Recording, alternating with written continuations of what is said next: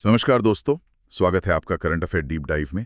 आज की वीडियो में हम आज के महत्वपूर्ण करंट अफेयर्स जानेंगे जो यूपीएससी, एसएससी, आरआरबी और स्टेट पीसीएस परीक्षाओं के लिए बेहद महत्वपूर्ण हैं। तो चलिए अपनी चर्चा की शुरुआत समाज में सांस्कृतिक अभिव्यक्ति के महत्व से करते हैं। आज 27 मार्च है और आज के दिन वर्ल्ड थिएटर डे यानी विश्व रंगमंच दिवस मनाया जाता है। जी हाँ, इस दिवस की शुरुआत 1962 में इंटरनेशनल थिएटर इंस्टीट्यूट द्वारा की गई थी। ये संस्था यूनेस्को के तहत काम करती है और इसका मुख्यालय पेरिस में है। इसका मूल उद्देश्य कला के माध्यम से शांति और संवाद स्थापित करना है। बिल्कुल। और अगर हम भारत के स्टैटिक जीके के नजरिए से देखें तो हमारी पूरी सभ्यता रंगमंच से जुड़ी है।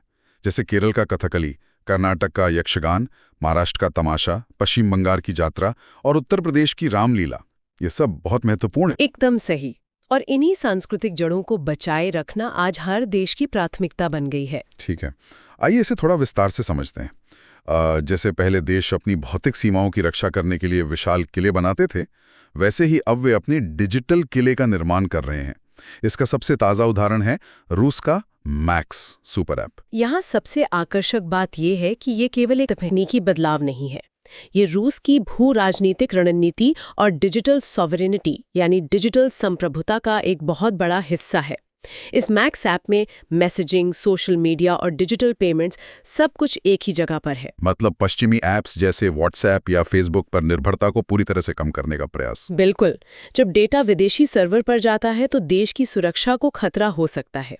चीन का वीचैट इसका एक पुराना उदाहरण है, जहां सब कुछ एक ही ऐप पर होता है और डेटा पर उनका पूरा नियंत्रण होता है। और भारत के संदर्भ में देखें तो हमारा आत्मनिर्भर भारत अभियान भी इसी दिशा में एक कदम है, जहां हम अपने डिजिटल डेटा पर अपना नियंत्रण सुनिश्चित कर रहे हैं। सही कहा आपने। अब डिजिटल निर्भरता से आगे बढ़ते हुए ऊर्जा सुरक्षा की बात करते हैं। दक्षिण पूर्व एशिया से एक बहुत ही अहम खबर है।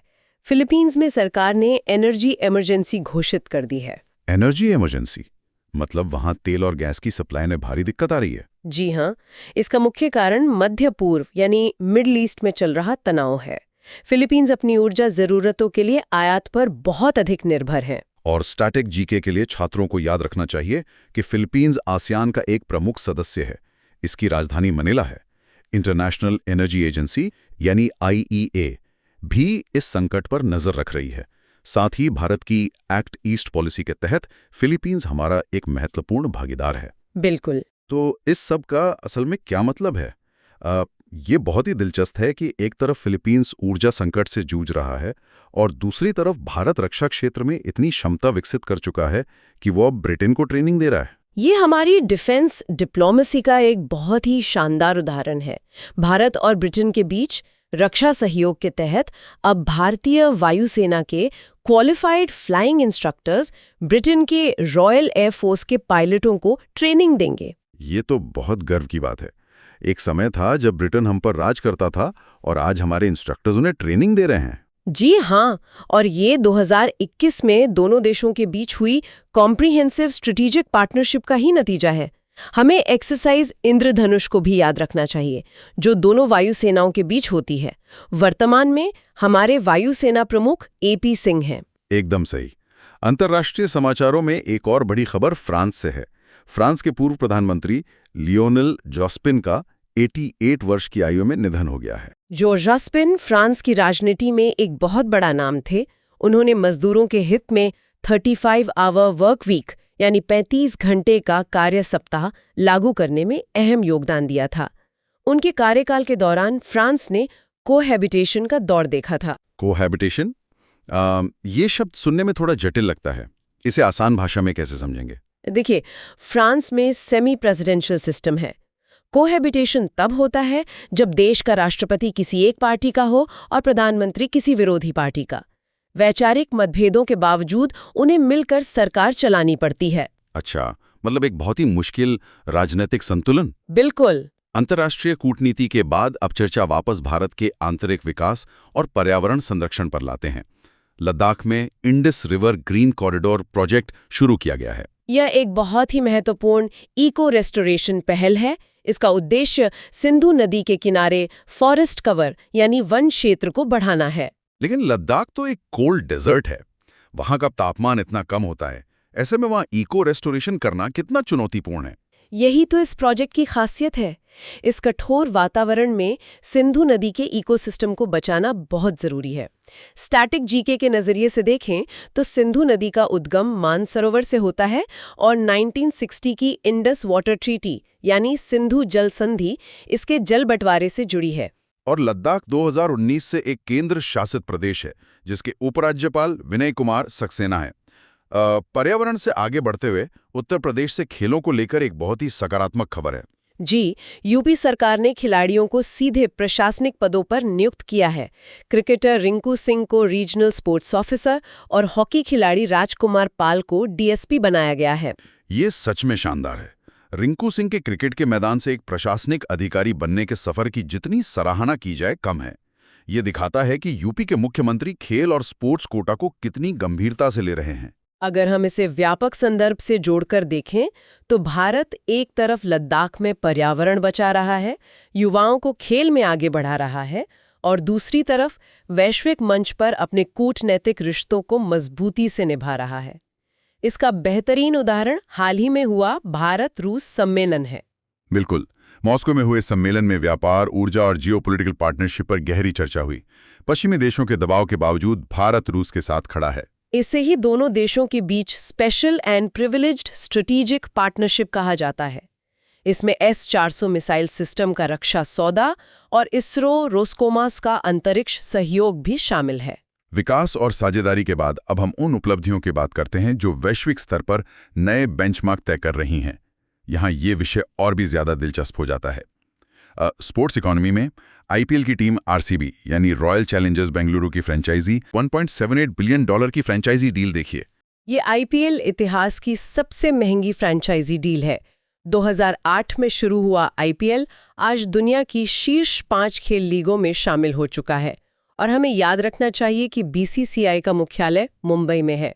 भारत की ब्रांड वैल्यू वैश्विक स्तर पर लगातार बढ़ रही है। खेलों से एविएशन सेक्टर पर आएं तो सिंगापुर के चांगी एयरपोर्ट ने स्काईट्रैक्स वर्ल्ड एयरपोर्ट अवार्ड्स 2026 में लगातार वर्ल्ड्स बेस्ट एयरपोर्ट का खिताब जीता है। जी, स्काईट्रैक्स जो 1989 से काम कर रहा है, उसकी इस साल की रैंकिंग में सिंगापुर चांगी पहले स्थान पर है। उसके बाद सियोल का इंचियोन, टोक्यो हनेडा, हांगकांग और फिर टोक्यो नारिता का नंबर आता है। चांगी का ज्वेल चांगी वाटरफॉल तो विश्व प्रसिद्ध है। और भारत में दिल्ली, हैदराबाद और बेंगलुरु के हवाई अड्डे भी सर्वश्रेष्ठ की सूची में तेजी से ऊपर आ रहे हैं। अब एक अहम नियुक्ति की बात करते हैं। पुनीत गुप्त को डिजिटल न्यूज पब्लिशर्स एसोसिएशन यानी DNPA का नया अध्यक्ष नियुक्त किया गया है। ये डिजिटल दौर में बहुत जरूरी है। जैसे प्रिंट मीडिया के लिए प्रेस काउंसिल ऑफ इंडिया है, वैसे ही डिजिटल न्यूज के सही रेगुलेशन के लिए DNPA काम करता है। IT रूल्स 2021 के तहत सूचनाओं की विश्वसनीयता बनाए रखना आज की सबसे बड़ी चुनौती है। एकदम सही। अब हम एक क्विक रिवीजन करते हैं। फ्रांस से एक और बड़ी खबर है। वहां 15 वर्ष से कम उम्र के बच्चों के लिए सोशल मीडिया को पूरी तरह बैन कर दिया गया है। मेरे विचार में बच्चों के मानसिक स्वास्थ्य के लिए उठाया गया ये एक बहुत ही साहसिक कदम है। बिल्कुल। फ्रांस इस समय डेमोग्राफिक चैलेंज यानी गिरती जन्म दर की समस्या से भी जूझ रहा है। और एक त्वरित राजनीतिक अपडेट ये भी है कि उनके पूर्व राष्ट्रपति निकोलस सरकोजी को हाल ही में सजा सुनाई गई है। और लद्दाख के क्विक रिवीजन में हमें सियाचिन ग्लेशियर, पैंगोंग लेक और LAC यानी जैसी रणनीतिक जगहों को भी हमेशा ध्यान में रखना चाहिए, जो परीक्षा के लिए बहुत जरूरी हैं। इससे एक बहुत ही महत्वपूर्ण सवाल खड़ा होता है कि इतिहास के पन्नों में आज के दिन यानी 27 मार्च को ऐसा क्या हुआ जिसने आज के समाज को आकार दिया। 1977 की एक बहुत बड़ी घटना है, टेनेरिफ विमान दुर्घटना। वो इतिहास की सबसे भीषण विमान दुर्घटना थी जिसमें 583 लोगों की जान चली गई थी। जी हाँ, और ये दुर्घटना एक बहुत ही छोटी सी गलत फहमी यानी कम्युनिकेशन गैप के कारण हुई थी। इसी हादसे के बाद विमानन सुरक्षा के नियम हमेशा के लिए बदल गए। क्रू रिसोर्स मैनेजमेंट और स्टैंडर्डाइज्ड फ्रेजियोलॉजी की शुरुआत हुई। मतलब आज जो रेडियो पर पायलट बिल्कुल स्पष्ट और तय शब्दों में बात करते हैं, वो उसी दुर्घटना का नतीजा है। बिल्कुल सही। इसके अलावा आज 27 मार्च को ही साल 2014 में भारत को आधिकारिक तौर पर पोलियो फ्री घोषित किया गया था। वो 2 बूंद जिंदगी की अभियान देश के स्वास्थ्य क्षेत्र की एक बहुत बड़ी जीत थी। और 27 मार्च 1898 को सर सैयद अहमद खान का निधन हुआ था, जो अलीगढ़ मूवमेंट के जनक थे और जिन्होंने आगे चलकर AMU की नींव रखी। साथ ही 27 मार्च 1968 को अंतरिक्ष में जाने वाले पहले इंसान यूरी गागरिन का एक विमान दुर्घटना में निधन हो गया था। उनका यान वोस्तोक 1 इतिहास में हमेशा दर्ज रहेगा। आज की चर्चा काफी गहन रही। जी, हमने बहुत से विषयों को कवर किया है। आज हमने डिजिटल संप्रभुता के लिए रूस के प्रयास, बच्चों के लिए फ्रांस के सोशल मीडिया बैन और AI के युग में रेगुलेशन की बात की। यदि आपको ये वीडियो उपयोगी लगा हो तो कृपया इसे लाइक करें। ऐसे ही रोजाना करंट अफेयर्स और महत्वपूर्ण जानकारी पाने के लिए हमारे चैनल को सब्सक्राइब करना ना भूलें। इस वीडियो को अपने मित्रों और साथियों के साथ अवश्य साझा करें। हम आपसे अगले वीडियो में फिर मिलेंगे। धन्यवाद।